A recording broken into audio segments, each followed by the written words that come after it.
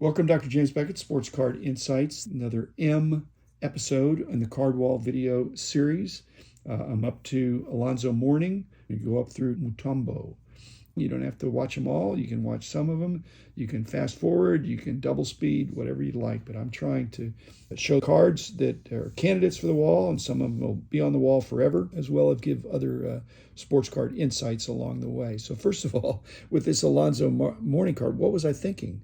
Was I thinking that if it got a black 10, I'd be okay? Number one, I don't remember submitting this card. I guess I'm glad it came back a 9.5, but I always thought with the 9.5s they would give the subgrades. I don't remember requesting no subgrades, so did I even get this? I don't know how this card came about. Is this the definition of a junk slab, that it's not worth the current cost of grading?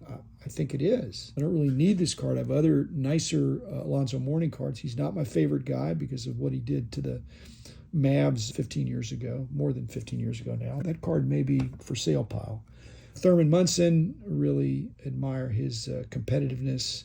And he's gone now, but there are a lot of people that prefer his second-year card to his rookie card because he gets the whole thing and it's a very early action thing. My preference is his autograph card on the SSPC, which, like I said, I bought that big collection that had a whole bunch of SSPC cards in it because that was a set made for autographing with the pure card element of no facsimile autograph on the front, no even name on the front. I could make a case for Thurman being in the Hall of Fame. Mike Munchak, don't think he's going to. He was on for a while. I think he's coming off. Again, my theory was to put every Hall of Famer. That would mean multiple walls of fame, and I don't have room. Calvin Murphy, I don't know if he's a pugilist or a martial artist, a boxer. I think he was a drum major, multi-talented guy. And to be a little guy and to score almost at will back in the NBA with the restricted, tight rule calling that they had, this guy was amazing. But I don't think he's going to make the wall. Same thing, I may have a larger card of him that could go on my larger wall. Dale Murphy, newsflash, this is the actual card that was used for the first edition of Beckett Baseball Card Monthly. This is the exact card that was used on the cover. There were two cards, the Clemente and this Dale Murphy card. And this was autographed. You can match it up. You can see. You can photo match it. It's the exact card. Bill Murray, I think I got this from Joey Casey, my old friend Joey Casey out in Utah. He was part owner of this team and has some interesting stuff on the back. This is a legit minor league card. My only regret is I wish I had gotten it autographed, but still, I think I'm going to keep it on the wall, and people will say, hey, what's he doing there? And I can explain. Eddie, this is a signed card. The autograph grade is a 6. That might be because it's hard to see and hard to read. Eddie Murphy doesn't have a beautiful signature anyway. But when they sign in a ballpoint pen that's running out of ink, so I would expect to get less money for this. It's the typical off-centering that you see frequently with Eddie Murray. But to me, that's more interesting than just having a regular 78 Topps submitted rookie card of Eddie Murray, but this has got his signature.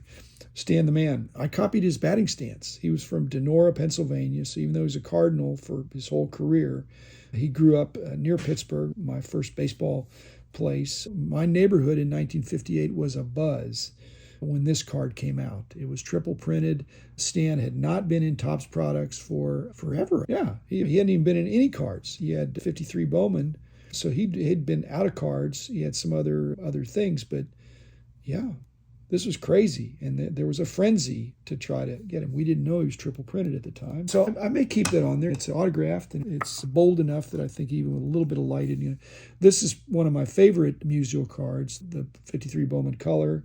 I think this is a great card. I might rotate him in and out at some point. And the Royal Desserts, this was a little Jello box of Royal pudding, Jello, whatever it was. They're usually miscut.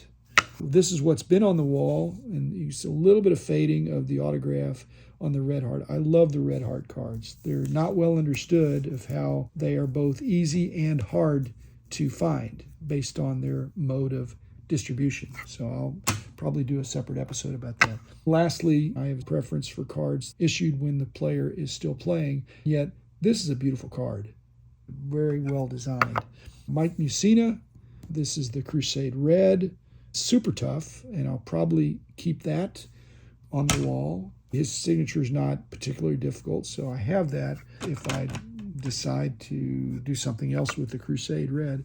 And then finally, Dikembe Mutombo, Superior Picks, numbered to 1,000, which a lot of the Superior Picks cards I think were numbered to a lot more. I don't think he's going to make it. Again, when I think of Georgetown centers, he's not the first guy that I think of. I think of Patrick Ewing. I think of Alonzo Mourning, even ahead of Dikembe Mutombo. But he was a defensive master. A lot of block shots, rebounds.